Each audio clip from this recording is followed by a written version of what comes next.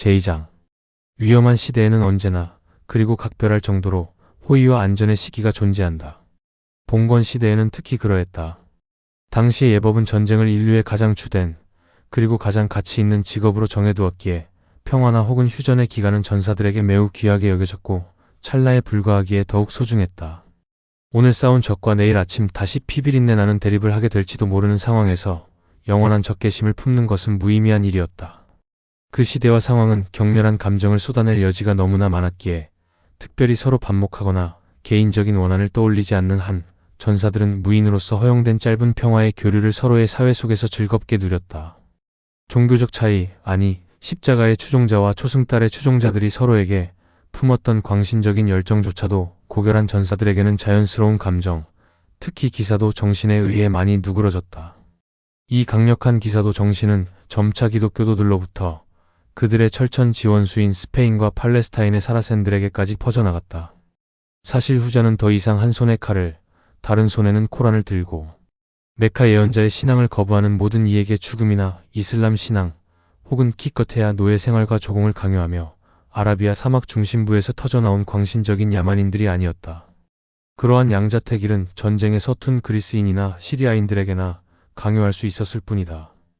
하지만 그들만큼이나 열정적이고 정복할 수 없는 용기와 재치, 그리고 무예의 성공을 지닌 서구 기독교도들과 맞서면서 사라센들은 점차 그들의 예법, 특히 자부심 강하고 정복을 일삼는 민족의 마음을 사로잡기에 충분했던 기사도의 관습들을 습득해 나갔다.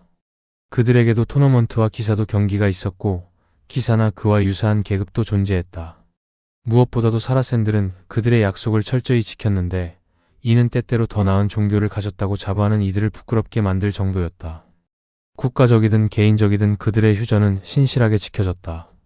전쟁이라는 그 자체로는 아마도 가장 큰 악인 것이 오히려 신의 관용, 자비, 그리고 친절한 감정을 발휘할 계기가 되었으니 이는 즉각적인 결정을 내릴 수 없는 원한이나 다툼으로 인해 그 감정의 포로가 된 이들의 가슴 속에 오랫동안 불씨처럼 남아있는 평온한 시대에는 보기 드문 일이었다.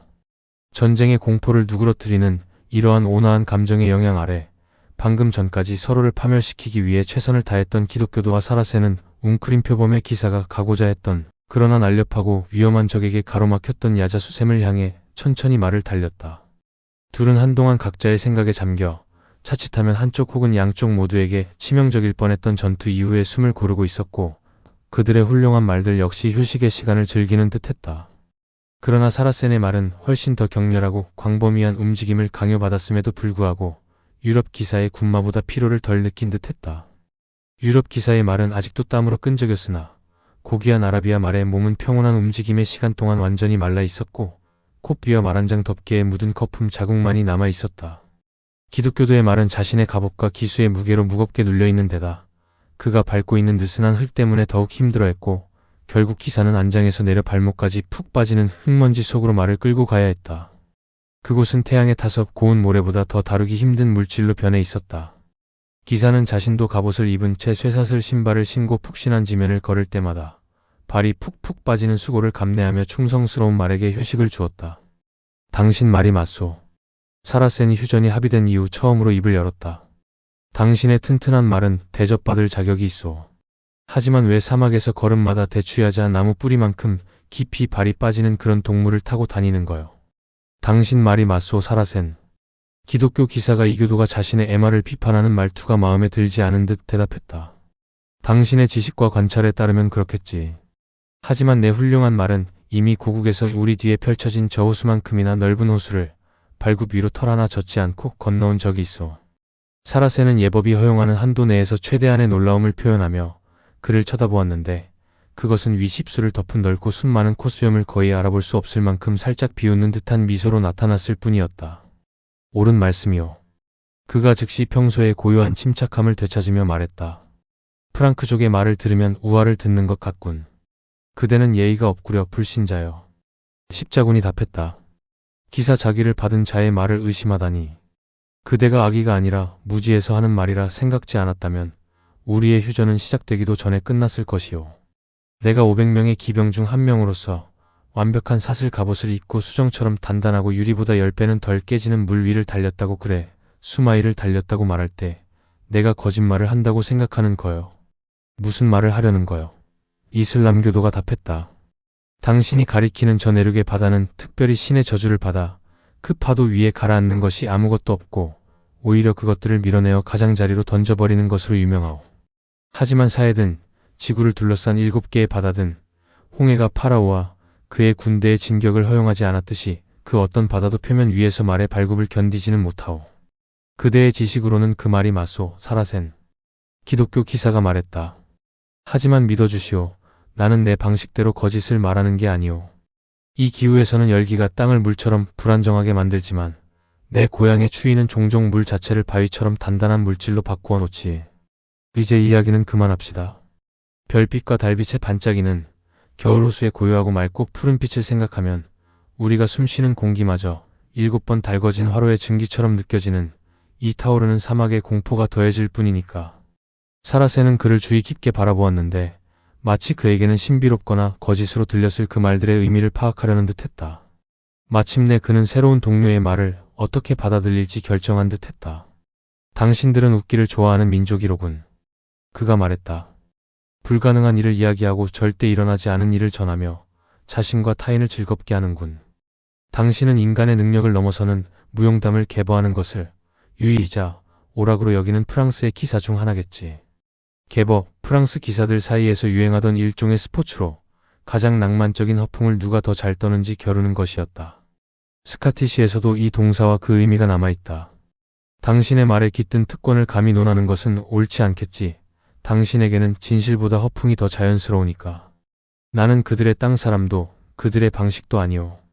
기사가 말했다.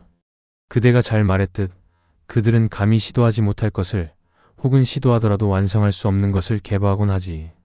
하지만 사라센이여, 당신이 이해할 수 없는 것을 이야기함으로써 가장 단순한 진실을 말할 때조차 당신 눈에 허풍쟁이라는 딱지를 쓰게 된 점에 대해서는 나도 그들의 어리석음을 흉내냈다고 인정하겠소. 그러니 내 말은 그냥 넘겨주시오. 그들은 이제 야자수 군락과 그 그늘 아래에서 맑은 물이 풍부하게 솟아나오는 샘에 도착했다. 우리는 전쟁 중의 휴전의 순간에 대해 이야기했다. 불모의 사막 한가운데 자리한 이 아름다운 장소는 상상 속에서 그만큼이나 귀한 곳이었다. 아마 다른 곳이었다면 거의 주목받지 못했을 풍경이었겠지만 그늘과 생명의 물을 약속하는 끝없는 지평선 위의 유일한 반점으로서 흔한 곳에서는 값싸게 여겨지는 이 축복들은 샘과 그 주변을 작은 낙원으로 만들어 주었다. 팔레스타인의 암울한 시절이 시작되기 전 자비로운 누군가가 샘이 땅으로 흡수되거나 사막의 작은 바람에도 휘날리는 먼지 구름에 막히지 않도록 담을 쌓고 아치를 세워두었다. 아치는 지금 무너져 내리고 부분적으로 파괴되었지만 여전히 샘 위를 덮어 태양빛을 크게 차단하고 있었다. 주변은 불타오르고 있었지만 샘물은 가끔 비치는 햇살에만 살짝 닿을 뿐 고요하게 잠들어 있었고 그것은 눈과 상상력 모두에 즐거움을 주었다. 아치 아래에서 흘러나온 물은 대리석 수조로 들어갔는데 많이 훼손되었지만 이곳이 고대부터 정착지였으며 인간의 손길이 닿아 편의가 어느 정도 고려되었다는 사실을 보여주어 눈을 즐겁게 했다. 목마르고 지친 여행자는 이 흔적들을 보며 다른 이들도 비슷한 고난을 겪고 같은 자리에서 휴식을 취했으며 의심할 여지 없이 더 비옥한 땅으로 안전하게 떠났을 것임을 기억해냈다. 수조에서 흘러나와 거의 보이지 않는 물길은 샘을 둘러싼 몇 그루의 나무들을 기르고 있었고 땅속으로 스며들어 사라지는 곳에서는 벨벳 같은 녹색 카펫이 그 시원한 존재를 입증하고 있었다. 이 즐거운 장소에서 두 전사는 멈춰섰고 각자의 방식대로 말의 안장과 제갈, 고삐를 풀어주었다. 그리고 샘물에서 자신들의 갈증을 달래기 전에 말들이 먼저 수조에서 물을 마시게 했다. 그러고는 말들이 순수한 물과 신선한 풀을 떠나지 않으리라 믿으며 풀어놓았다. 기독교도와 사라세는 잔디밭에 함께 앉아 각자 자신의 요기를 위해 가져온 소량의 식량을 꺼냈다. 하지만 식사를 하기 전에 그들은 최근 자신들이 벌였던 치열하고도 의심스러운 전투가 불러일으킨 호기심 어린 눈으로 서로를 바라보았다. 각자는 그렇게 강력한 상대의 힘을 가늠하고 인품을 추측하고자 했으며 만약 전투에서 자신이 패했다면 그것은 고귀한 손에 의한 것임을 인정할 수밖에 없었다. 두 전사는 체격과 이목구비에서 극명한 대조를 이루었으며 그들 각자의 민족을 정확하게 대표하고 있었다. 프랑크족 기사는 고대 고딕 양식으로 다져진 강인한 체구였으며 투구를 벗자 밝은 갈색 머리카락이 두껍고 풍성하게 곱슬거리는 것이 보였다. 그의 이목구비는 뜨거운 기후 탓에 자주 노출되지 않는 목 부분보다 훨씬 어두운 색을 띠고 있었으나 크고 잘 열린 푸른 눈과 머리카락 색, 위십술을 짙게 덮은 콧수염과는 잘 어울렸다. 턱은 노르만 스타일대로 수염을 정성스럽게 깎아 정리했다. 코는 그리스 조각처럼 잘생겼고 입은 체격에 비해 약간 컸으나 가지런하고 튼튼하며 아름다운 하얀 치아로 채워져 있었다. 머리는 작고목 위에 우아하게 자리 잡고 있었다. 나이는 30을 넘지 않아 보였으나 고생과 기후의 영향을 감안하면 30살보다 서너 살은 적어 보였다. 체격은 키가 크고 강력하며 운동선수 같았는데 이는 나이가 들면 비대해질 수도 있지만 아직까지는 날렵함과 활동성이 결합된 강인함이었다. 쇠사슬 장갑을 벗었을 때 드러난 손은 길고 희고 균형이 잡혀 있었으며 손목뼈는 유난히 크고 튼튼했고 팔은 눈에 띄게 잘 잡힌 근육질이었다. 군인 특유의 강인함과 거리낌 없는 솔직한 표현이 그의 언어와 행동을 특징지었고 그의 목소리는 폭종하기보다는 명령하는데 익숙한 이해, 그리고 말해야 할 때면 자신의 감정을 크고 대담하게 표현하는 이에 어조를 띠고 있었다. 사라센 에미르는 서구 십자군과 극명하고 인상적인 대조를 이루었다. 그의 키는 중등을 넘었지만 거인에 가까운 유럽인보다 최소 3인치 정도는 작았다. 가늘고 긴 손과 팔은 체격과 잘 어울리고 얼굴 인상과도 맞았지만 처음 보기에는 에미르가 방금 보여준 활력과 탄력성을 뽐낼 것 같지는 않았다. 하지만 자세히 들여다보니 드러난 팔, 다리는 살집이나 거추장스러운 것이 모두 제거된 듯 했다. 뼈와 근육, 힘줄만 남은 그 체구는 덩치 큰 전사보다 훨씬 더 운동과 피로에 적합한 형태였는데 덩치 큰 전사는 힘과 크기가 무게에 상쇄되어 스스로의 움직임에 지치기 마련이기 때문이다. 사라센의 얼굴은 그가 속한 동양 부족의 일반적인 민족적 특성을 자연스럽게 띠고 있었으며 당시의 음유시인들이 이교도 전사들을 묘사하던 과장된 표현이나 지금도 표지판에 사라센의 머리로 그려지는 허구적인 묘사와는 전혀 달랐다. 그의 이목구비는 작고 잘생겼으며 섬세했지만 동양의 태양에 깊게 그을려 있었고 정성스럽게 다듬어진 듯 흐르는 듯 곱슬거리는 검은 수염으로 덮여 있었다. 코는 곱고 정교했으며 눈은 날카롭고 깊고 검으며 빛났고 치아는 사막의 상아만큼이나 아름다웠다. 요컨대 강력한 적수 근처 잔디밭에 뻗어있는 사라센의 체격과 비율은 돗자리에 아무렇게나 벗겨져 던져진 길고 육중한 고딕식 전투용 검과 대조되는 좁고 가볍지만 밝고 날카로운 다마스쿠스 칼날을 가진 그의 빛나는 초승달 모양 칼에 비유할 수 있었다. 에미르는 인생의 황금기를 누리고 있었고 이마가 좁다는 점과 유럽인의 미적 기준으로 보기에 다소 너무 가늘고 날카로운 인상을 제외하면 아마도 대단히 아름답다고 말할 수 있었을 것이다. 동양 전사의 매너는 진지하고 우아하며 예의가 발랐다. 그러나 어떤 부분에서는 다혈질적이고 뜨거운 성품을 가진 이들이 자신의 타고난 성급함을 제어하기 위해 훈련받은 습관적인 절제를 보여주었고 동시에 그들 스스로가 품고 있는 위험에 대한 감각은 그에게 특정 행동의 형식을 부과하는 듯했다. 이러한 오만한 우월감은 새로운 유럽인 친구도 똑같이 품고 있었을지 모르나 그 결과는 달랐다. 기독교 기사에게는 자신의 중요성을 너무나 의식한 나머지 타인의 의견을 신경 쓰지 않는 대담하고 퉁명스러우며 다소 무심한 태도를 지시하는 것과 같은 감정이 사라센에게는 예법을 더욱 세심하고 형식적으로 준수하는 스타일의 정중함을 처방하는 듯했다. 둘 다 예의 발랐지만 기독교도의 정중함은 타인에게 베풀어야 할 도리에 대한 유쾌한 감각에서 우러나오는 듯했고 이슬람교도의 그것은 스스로에게 기대되는 높은 자존감에서 우러나오는 듯했다. 각자가 휴식을 위해 준비한 식량은 소박했지만 사라센의 식사는 절제되어 있었다. 대추야자 한 줌과 거친 보리빵 한 조각이면 충분했는데 그의 교육은 사막의 식사에 익숙해져 있었다. 시리아 정복 이후 아라비아의 소박한 삶은 종종 무한한 사치로 대체되곤 했지만 말이다.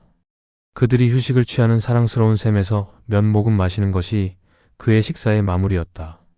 기독교도의 식사는 거칠었지만 더 풍성했다.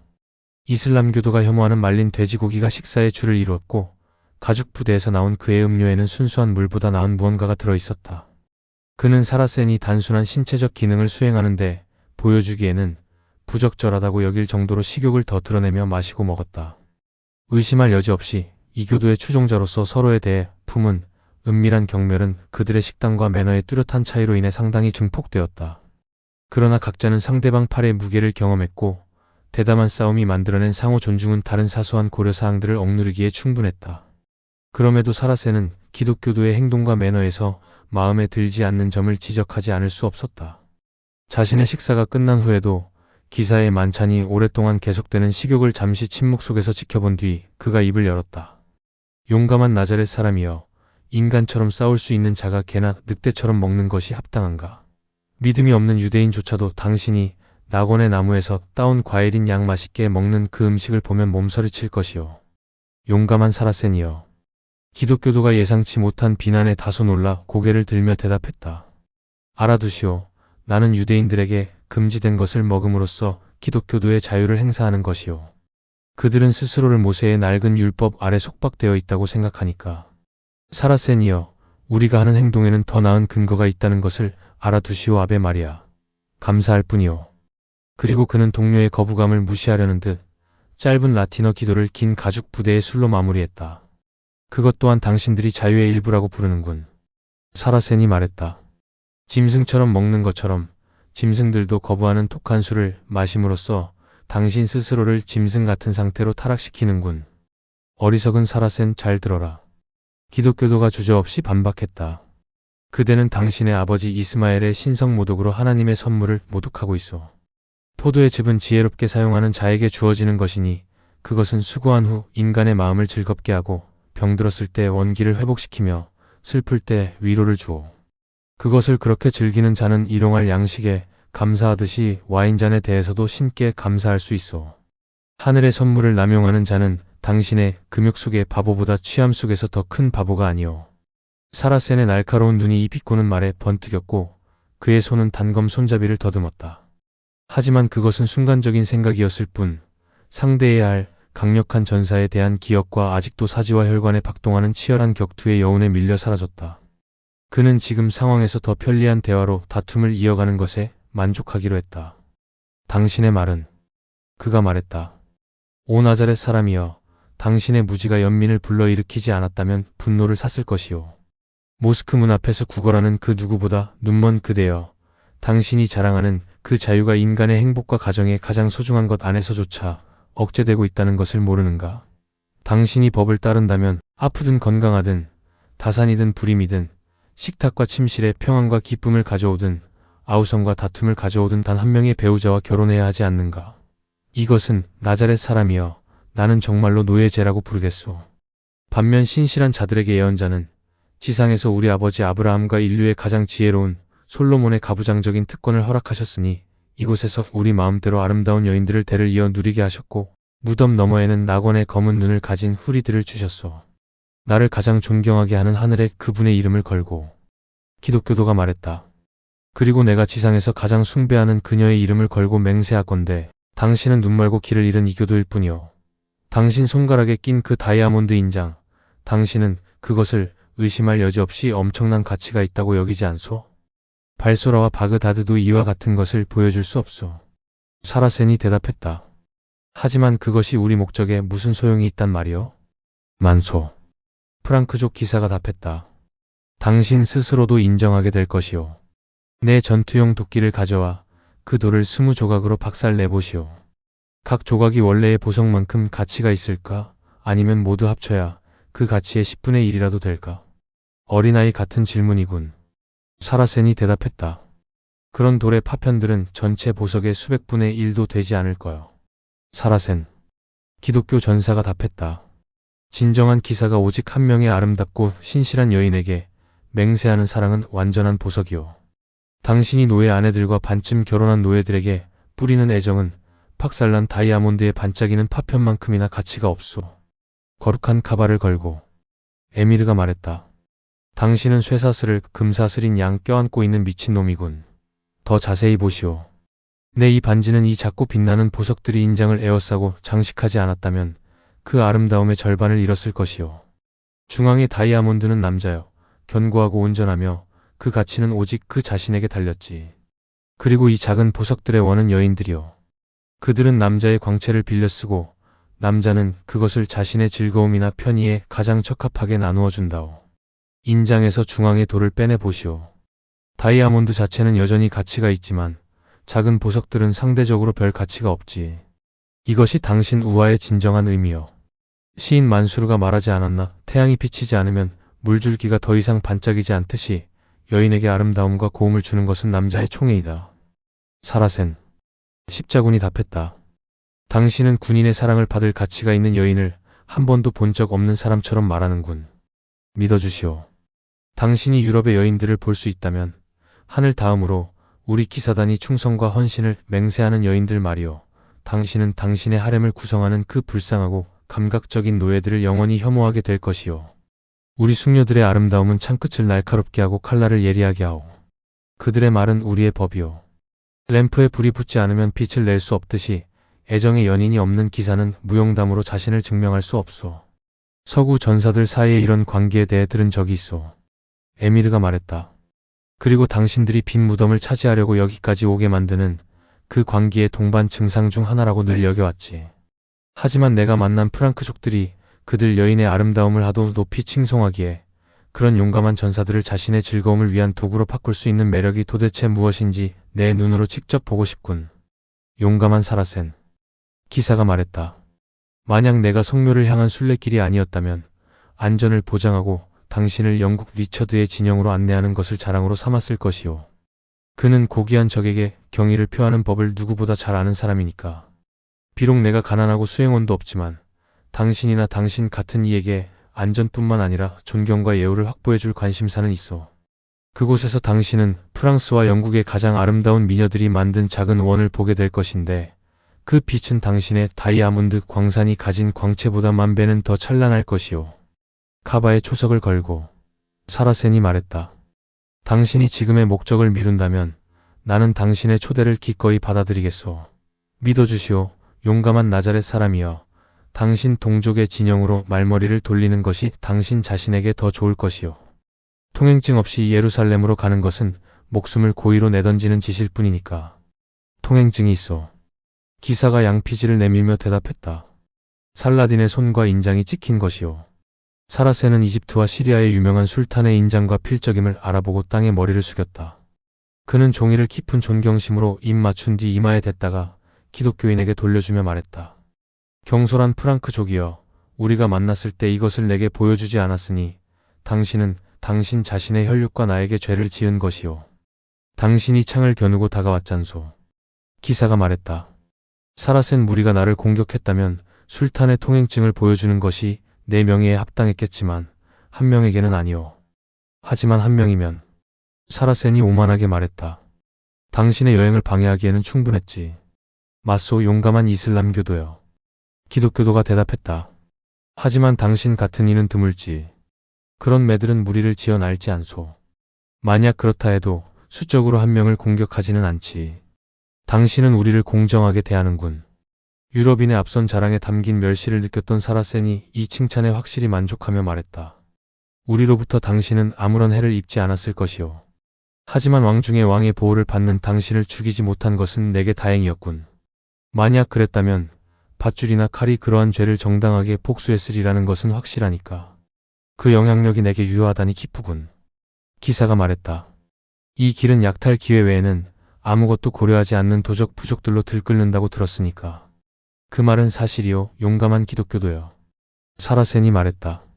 하지만 예언자의 터번을 걸고 당신에게 맹세하건대 만약 그런 악당들의 소굴에서 당신이 잘못된다면 내가 직접 5,000명의 기병을 이끌고 당신의 복수를 할 것이오.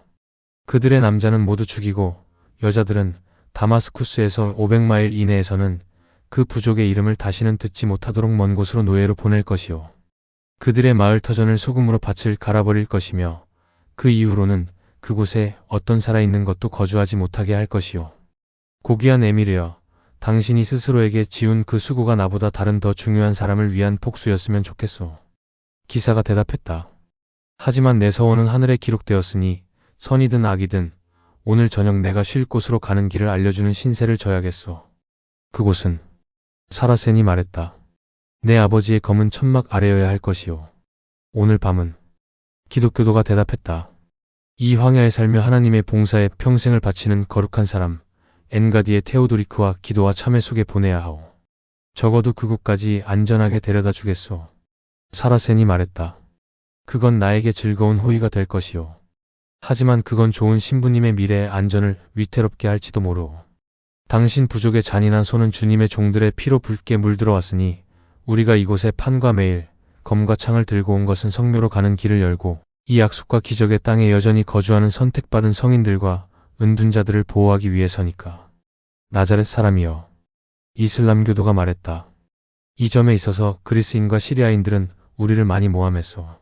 우리는 예언자의 후계자이자 그를 이은 신실한 믿음의 첫 번째 지휘관인 아부베케르 아라켈의 말씀대로 행할 뿐이니까. 그가 시리아를 이교도로부터 빼앗기 위해 유명한 장군 예제드 벤 소피안을 보낼 때 앞으로 나아가라고 말했지.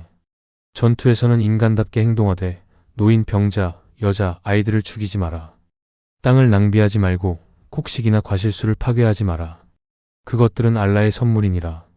어떤 언약을 맺었거든 설령 그것이 당신 자신에게 해가 될지라도 신의를 지켜라. 거룩한 이들이 사막에서 손으로 일하며 신을 섬기는 것을 발견하거든 그들을 해치지 말고 그들의 거처를 파괴하지 마라. 그러나 그들이 머리를 깎은 것을 발견하거든 그들은 사탄의 회당에 속한 자들이니라. 칼로 치고 죽여라. 그들이 신자가 되거나 공물을 바칠 때까지 멈추지 마라. 예언자의 동료인 칼리프가 우리에게 말했듯이 우리는 그렇게 해왔고 우리의 정의가 심판한 자들은 사탄의 사제들일 뿐이요. 하지만 국가를 선동하지 않고 이사 벤 마리암의 신앙 속에서 진심으로 예배하는 선한 이들에게 우리는 그림자이자 방패가 될 것이요. 당신이 찾는 이가 그런 이라면 설령 예언자의 빛이 그에게 닿지 않았더라도 그는 내게서 오직 사랑과 호의와 존중만을 받게 될 것이요. 내가 지금 방문하려는 은둔자는 호전적인 순례자가 말했다. 신부가 아니라고 들었소. 하지만 설령 그가 그러한 기름 부음받은 신성한 계급이라 할지라도 나는 이교도와 불신자들에 맞서 내 좋은 창으로 증명할 것이. 형제여 서로 도전하지 맙시다. 사라센이 말을 끊었다. 우리 둘 다 검과 창을 휘두를 프랑크족이나 이슬람교도는 충분히 찾을 수 있을 것이요. 이 테오도리크는 터키인과 아랍인 모두에게 보호받고 있어. 때로는 이상한 조건을 가지고 있지만 전반적으로 그는 자신의 예언자의 추종자로서 매우 올바르게 처신하기에 보내진 자의 보호를 받을 자격이. 성모님을 걸고 사라센 기독교도가 외쳤다. 만약 당신이 감히 메카의 낙타 몰입꾼을. 전기 충격 같은 열정이 에미르의 몸을 훑고 지나갔다. 하지만 그것은 순간적이었고 그가 대답할 때의 침착함에는 위엄과 이성이 깃들어 있었다. 당신이 알지 못하는 일을 비방하지 마시오. 오히려 우리는 당신 사제들이 당신의 종교에서 짜낸 교리는 비난하면서도 당신 종교의 창시자는 숭배하고 있어. 내가 직접 당신을 은둔자의 동굴로 안내하겠소. 내 도움 없이는 도달하기 어려울 것이요. 그리고 가는 길에 몰라들과 수도승들에게 우리 신앙의 신성에 대해 논쟁하게 내버려 두고 젊은 전사들에게 어울리는 주제 전투, 아름다운 여인, 날카로운 검, 빛나는 갑옷에 대해 이야기합시다.